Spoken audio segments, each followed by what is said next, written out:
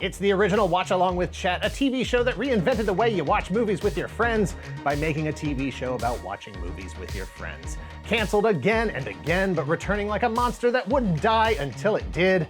Hi, I'm Dan Larson, and this is the history of Mystery Science Theater 3000.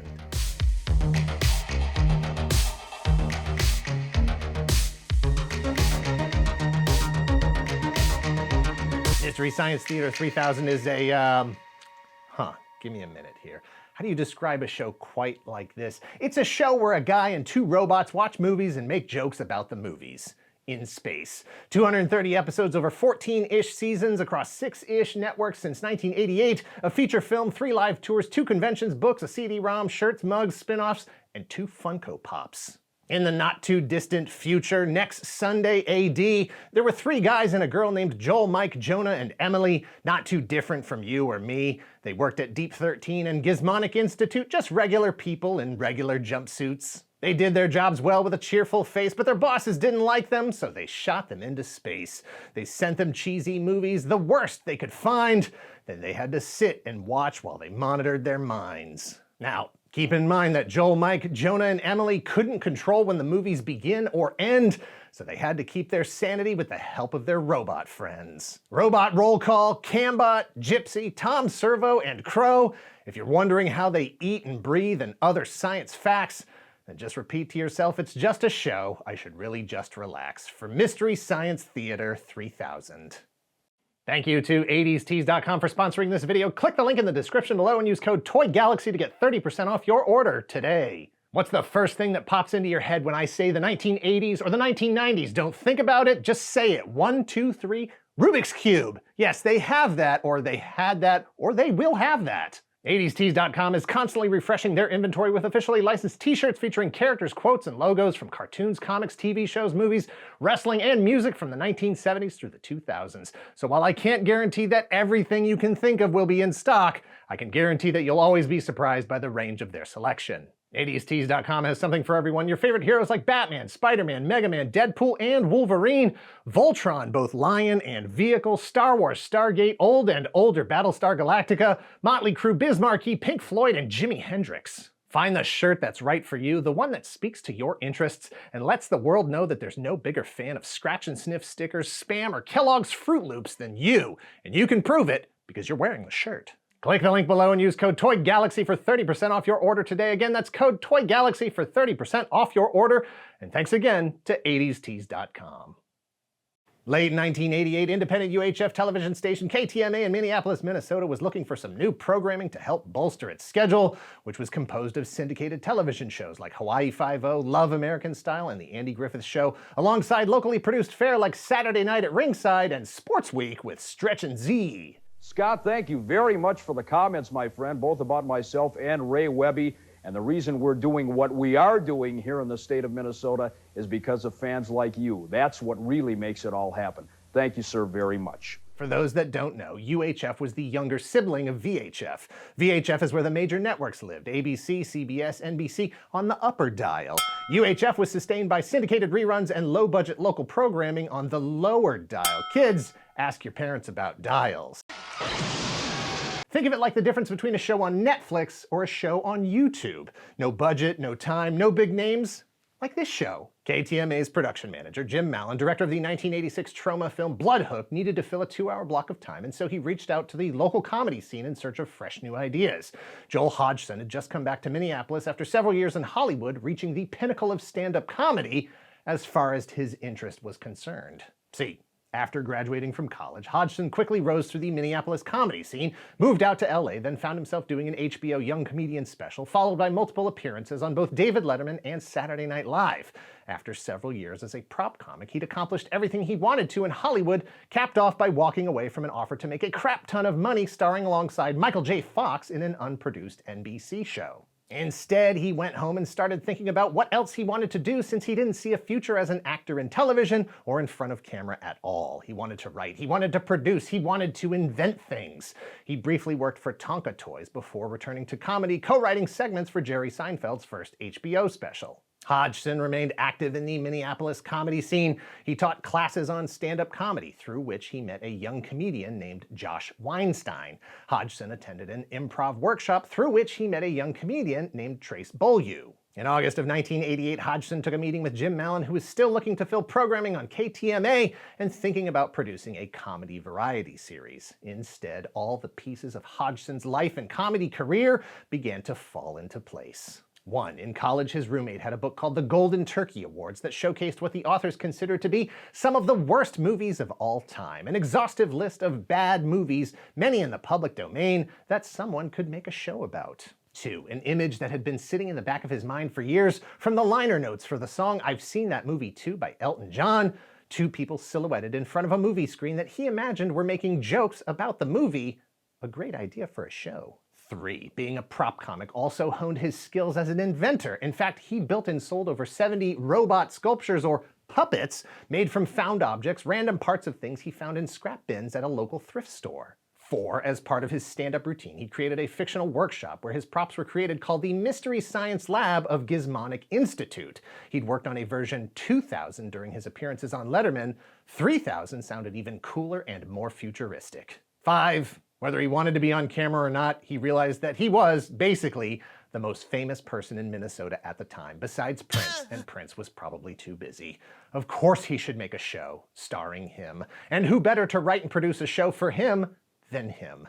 Much easier than making a show for Prince. Hodgson pitched Mallon on the idea of a post-apocalyptic series called You Are Here that would feature Hodgson and Rex the Robot watching movies and making jokes together. Then further revised it, softening the concept to a show about a guy all alone in space with only his robots as company, not unlike the 1972 movie Silent Running starring Bruce Dern, but in this case, watching movies and making jokes together. In October of 1988, KTMA production manager Jim Mallon, cameraman Kevin Murphy, Joel Hodgson, Josh Weinstein, and Trace Beaulieu came together to develop a pilot for the new series. Beaulieu and Weinstein helped construct the set and write the script with Hodgson, who the night before the shoot built the puppets. Trace Beaulieu as Crow, Josh Weinstein performing Gypsy, and Beeper, who beeped. Do you think they can see us, Joel Hudson? Yeah, Crow, the transmission light is on, isn't it? The 14-minute pilot introduced the format of the show with narrative interstitial segments featuring Hodgson as Joel and his robot friends contending with an airborne space virus in between riffing over the 1968 movie The Green Slime, co-produced by MGM and Toei, one of many movies that were Golden Turkey worthy in the KTMA library. Mallon showed the pilot to KTMA general manager Don O'Connor, who agreed to buy 13 episodes each with a luxurious $250 budget. But before the first full episode was shot, some changes were made. Beeper needed an actual speaking voice and was redesigned to become Servo. And a theme song was added, written by Hodgson and Weinstein, to succinctly explain to viewers why Joel and these robots were in space watching movies. Right, or raisins, rice, and giblets. Hiya, Servo. Stuffing buddies. Great. Let's see, things that are in a mattress? Things a hamster might eat for dessert. That theme song narrative led to the addition of the Mad Scientists with Trace Beaulieu as Dr. Clayton Forrester and Josh Weinstein as Dr. Lawrence Earhart, and the idea that this was all an experiment with Joel as their test subject. 3 episodes were shot before the premiere on November 24th, 1988, Thanksgiving Day, the holiday timing a happy coincidence that would become a hallmark of the show in the years that followed. We'll come back to that. As detailed in the 1996 Amazing Colossal episode guide, the first episodes took about a day to produce. Quote, these 5 intrepid pioneers would sit and write the famous host segments in the morning, eat lunch at the mediocre deli, and return to shoot the famous host segments. Then Weinstein, Beaulieu, and Hodgson would sit uncomfortably close to a blue wall and, with puppets in hand, see a movie quite often for the first time in their lives and make jokes about it. All this was done and in the can by 5 o'clock that evening, so the cameras could be turned around to shoot Saturday night at Ringside, the local wrestling review. How did the show do? Well, in the late 80s, there was no internet.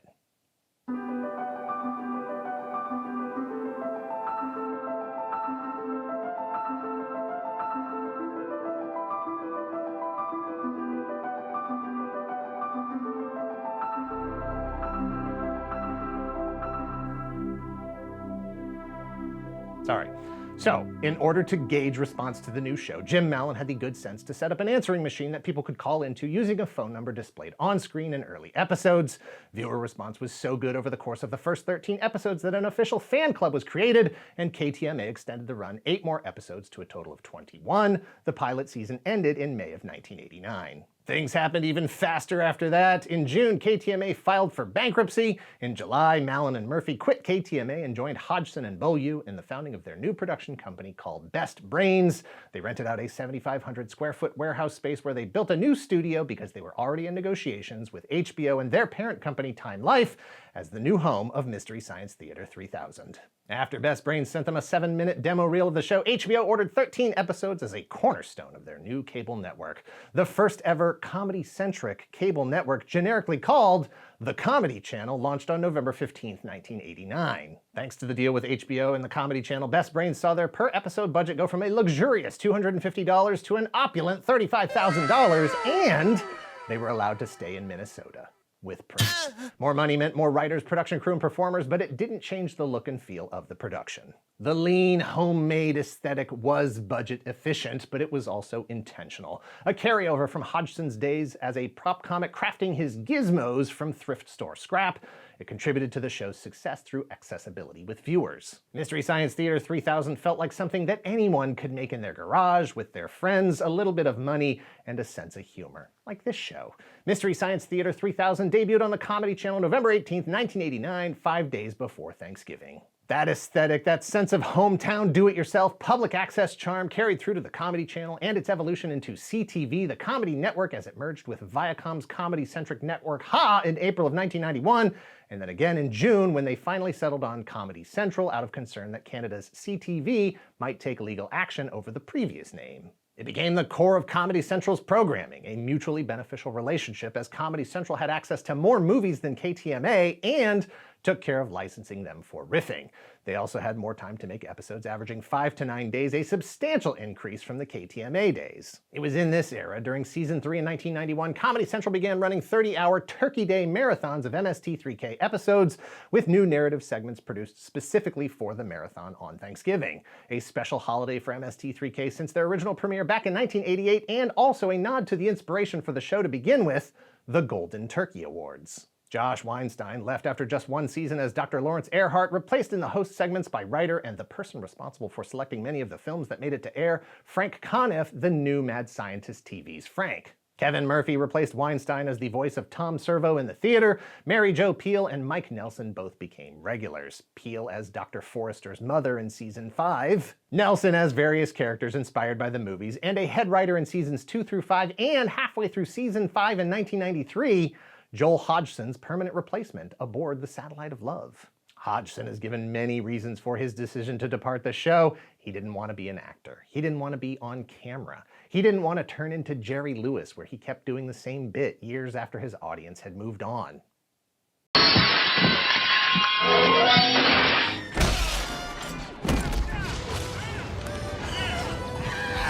He disagreed with Mallon on the direction of the brand, and he absolutely did not want to be in a movie, nor make a Mystery Science Theater movie at all, something Jim Mallon was pushing for, especially without full creative control. Despite holding a casting search for Joel's replacement, Mike Nelson won the job both as a way to ease the transition since he was from the inside and, as Hodgson explained, quote, "I have to admit, the man looks good standing next to puppets." Critics are fighting in the streets. It's like being in a theater with a bunch of rude junior high teenagers. Rude junior high teenagers or serious critics of the cinematic art. Pretty hokey movie, great commentary. See what the controversy is about. Yeah, I'd like to know who does your hair. We'll let you decide. Mystery Science Theater 3000. Sunday evenings at 6 on TV 23. Hodgson had originally intended to continue on as a writer and director, but instead left to seek fortunes elsewhere, signing over all of his rights to the show to Mallon. We'll come back to that. Meanwhile, Best Brains jumped right back into production of Season 6 with Mike Nelson as host, and production of a movie with Universal Pictures. Through the end of 1994, Mike hosted the last half of Season 5 and all 24 episodes of Season 6. In January of 1995, Mystery Science Theater 3000 and the Mystery Science Theater Hour entered syndication, which allowed networks to choose between the two versions of the show that best fit their schedules. The Mystery Science Theater Hour was a heavily edited, bite-sized, more schedule-friendly version of the show, with each movie split into two one-hour episodes. It was hosted by your host, which was just Mike Nelson in heavy makeup as Jack Perkins. Jim Mallon got his wish, and Best Brains and Universal finally signed a deal to make a movie after a deal with Paramount fell through. Paramount wanted to tell the backstory of the characters in their world. Best Brains wanted to stick with what they knew and do a bigger, longer episode of the show with a bigger budget. Mystery Science Theater 3000, the movie, was directed by Jim Mallon, written by all the writers who regularly wrote the TV series, and starred the stars who starred on the TV series. Mike Nelson as Mike Nelson, Jim Mallon as Gypsy, Kevin Murphy as Tom Servo, Trace Beaulieu as Dr. Clayton Forrester, and Crow. The movie was shot between March and April of 1995 on a budget of $2 million. After post-production was complete, Universal showed the... Did I say Universal? No. What is that? It's in my head now. I can't throw it really first. I can't throw it first. You made fun of me and now I'm dead. You made fun of me, and now I'm dead. I want that on a shirt. The movie was shot between March and April of 1995 on a budget of $2 million. After post-production was complete, Universal showed the film to focus groups who said they didn't get it, which is my mom's polite way of saying a movie sucked. Meanwhile, Comedy Central hired a new network president, Doug Herzog, who had previously been with MTV. And for the first time since Mystery Science Theater aired on Comedy Central in 1989, their contract extension wasn't for a full season. They were given 6 episodes for season 7 with the potential for 3 more. However, by December of 1995, Best Brains had not been given the green light or budget to produce any more episodes beyond the initial 6. Not technically canceled, they informed their fan club, over 60,000 strong, that the show was not being renewed and encouraged them to help send a message to Comedy Central to either extend their contract or let them out early to begin pursuit of another network like, for instance, the Sci-Fi Channel. Even with the series freshly in syndication, a movie release just a few months away, and home video rights in negotiations with Rhino Home Video, Comedy Central president Doug Herzog felt that the declining ratings of the show were an indicator it was time to move on. His focus was on new shows like Dr. Katz, Professional Therapist in 1995, The Daily Show in 1996, Win Ben Stein's Money, and South Park in 1997. After the pushback from fans and the media, Comedy Central agreed to let Best Brains out of their contract early in March of 1996 to look for a new network like maybe the Sci-Fi Channel before the release of the film. Mystery Science Theater 3000, the movie, opened April 19, 1996 in just 26 theaters as part of a limited distribution focused on cities with college campuses. Universal chose to put their big marketing dollars behind Barbed Wire, starring Pam Anderson instead. Mystery Science Theater 3000, the movie, made just over $1 million at the box office. Not great for a movie that cost $2 million. Hey, maybe they'll make it up on home video. It was a tough sell overseas where the humor just didn't translate. But it was well received by critics in the US. In general, fans liked it, but then they always did. 6 months later, in October, it was quietly released on VHS. Mystery Science Theater 3000 ended its Comedy Central run with 128 episodes over 7 seasons. The final episode aired May 18, 1996. In June, the fan campaign bore fruit as Best Brains found a new home for Mystery Science Theater on the Sci-Fi Channel. Sci-Fi Channel president Rod Perth was a fan of the show himself and picked up the series with a few caveats. 1. Can't show any of the 128 Comedy Central episodes. 2. Episodes have to be based on science fiction movies. Season 8 functioned generally the same as the seasons before, with a few changes. Trace Beaulieu left the show, so Bill Corbett took over as the voice of Crow. And Beaulieu's other character, Dr. Clayton Forrester, was replaced by Kevin Murphy as Professor Bobo, and Bill Corbett as the Observer, joining Mary Jo Pehl, now the main mad, as Pearl Forrester.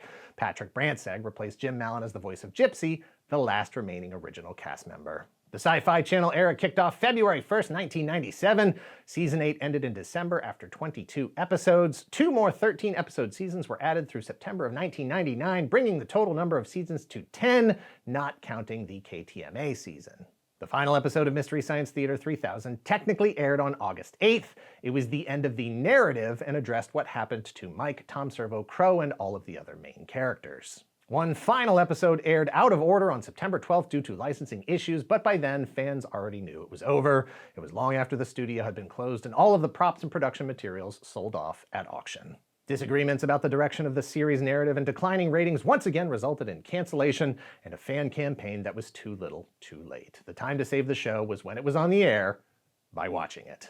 Once Mystery Science Theater 3000 was officially canceled, cast and crew dispersed into the world to explore new opportunities, not necessarily directly related to riffing on movies, but in many cases, directly related to riffing on movies. Mike Nelson eventually founded Riff Tracks in 2006, featuring the talents of former cast members Kevin Murphy and Bill Corbett.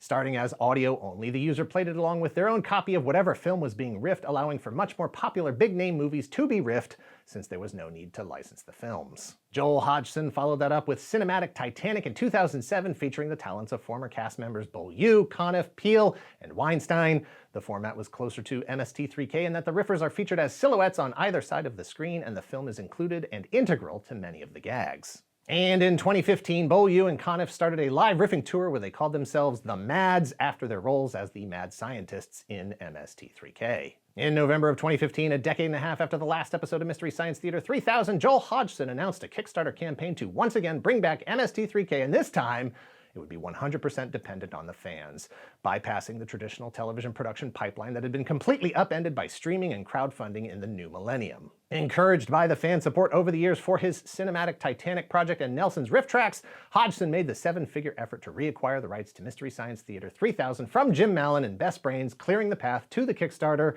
and another life for the series with Hodgson back in front. Well, fronting the production, if not in front of camera.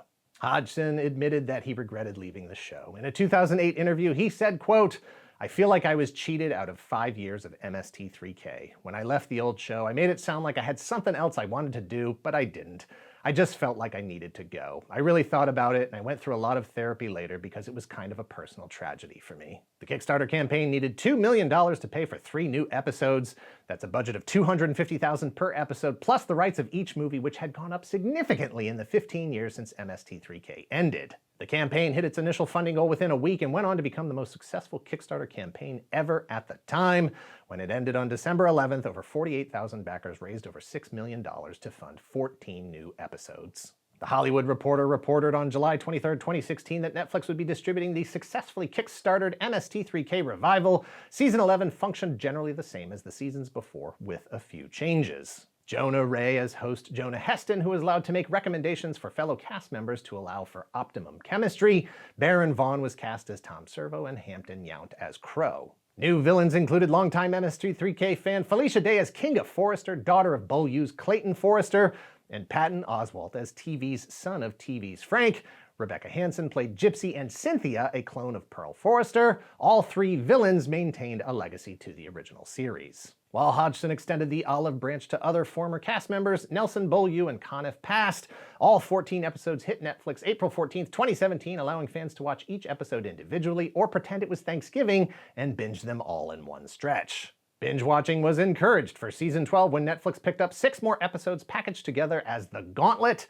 All 6 were released on November 22nd, 2018, Thanksgiving Day, and the 30th anniversary of the first episode on KTMA in 1988. That was the last of MST3K on Netflix. A year later, in November of 2019, Hodgson announced that Netflix declined to pick up any more episodes, leaving MST3K once again looking for a new home. This time they would need to be even more creative than last time. In April of 2021, Hodgson launched a second Kickstarter campaign with the intent to make episodes as long as fans wanted to help make them. Heck, this was the most freedom they'd had ever known in their 30-year run to do whatever they wanted to with the show, considering the new episodes would be hosted on Hodgson's own platform, a website called the Gizmoplex. Once again, the $2 million goal was funded, this time in one day. Once again, a full season, season 13 of 13 episodes was funded, including a Christmas episode and the first ever 3D episode. Several members of the Netflix cast and crew carried over. Emily Marsh was added as new host/test subject Emily Connor. Joel Hodgson, Mary Jo Pehl, and Josh Weinstein made appearances in their previous roles as Joel Robinson, Pearl Forrester, and Dr. Lawrence Earhart, respectively. In October of 2023, last year, Hodgson went back one more time to see if MST3K fans were up for a 14th season. A big ask, as the minimum cost was now nearly $5 million to produce 6 movies and 6 shorts. Despite lowering the minimum goal to $4 million as the campaign floundered, it never reached its goal. With only 68% of money raised, the campaign and production on new episodes once again ended. Once again, for now. Mystery Science Theater 3000 has always been a challenge to release on home video due to the rights issues involved with both the movies that are being riffed and the owner or owners of the series at any given time during its production. That said, Rhino Home Video released many of the Comedy Central episodes on VHS between 1996 and 2001. Years later, after working with Joel Hodgson to secure the rights from Jim Mallon, Shout Factory was able to clear almost every episode from the original run. Luckily, we live here in the future, where as of this video, you can stream episodes 24 hours a day on YouTube, Philoplex, Prime Video, or Gizmoplex.com, some for free, some for rent, some for purchase. Part of MST3K's legacy is the community it created from the beginning, not just the tens of thousands of fan club members, but the experience that you were watching these movies with Crow and Tom and Joel and Mike and Jonah and Emily, and that none of it was being taken very seriously. Because the goal was always to have fun, to make people laugh using the films as a source of humor. Those jokes were born from the worlds created within the films themselves. The things the characters said or did, the visual effects, the sets, the titles, the costumes. But it was never a critique of those things. They were cheesy films, bad films, sure, but the humor was never mean. It was never critical, a common misconception about the show. They made jokes about the films, but they never made fun of the films, a distinction that is lost on a lot of popular movie commentary shows today. Mystery Science Theater 3000 is, for now, no longer in production, but if the fans want it, it could come back any day. Either way, it's a cultural institution for a generation that grew up before the internet, whose only outlet for cheesy movies was late night television or the video store, whose only audience was the friends in the room. Just read the end slate. I'm trying to. Get the fuck out of here. Thanks for watching. Please hit like and subscribe if you're not already a subscriber. Thank you very much to those of you who already are. If you're in the position to help the channel grow, please visit our Patreon at patreon.com/toygalaxy. Several different tiers to address your specific Secret Galaxy content needs. Check out the Secret Galaxy merch shop at secretgalaxy.shop. All merchandise is physically in stock and ready to ship. Links to all of this in the description below, and let us know in the comments down below how much MST3K you think you've seen. Just give me a percentage. Before we started working on this video, I would have said a lot, maybe like 70 or 80%. But after seeing just how much is out there, I think I'm closer to like 20, 25%. Like most shows that I think I saw a lot of over the years, I think I just saw the same episodes over and over again. There's like 10 of them that I saw. Cut. Pretty good. What do you think? It stinks.